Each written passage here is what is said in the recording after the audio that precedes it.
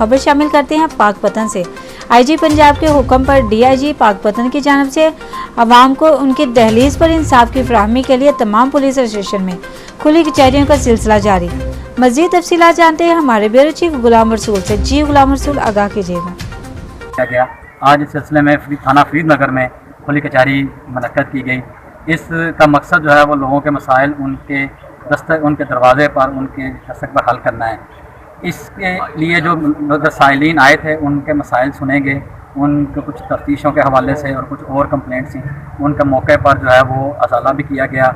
और इसके साथ साथ लोगों ने कुछ अपनी तजावीज़ भी दी हैं थाने में क्राइम कंट्रोल करने के लिए, इलाके में गश्त के लिए, उनको भी डिस्कस किया गया। और इंशाअल्लाह उन तजावीज़ की रोशनी में बेहतर और मौसर पेट्रोलिंग प्लान भी करेंगे और क्राइम के हवाले से जो उन्होंने तजावीज़ दी हैं उस पर भी अमल किया जाएगा।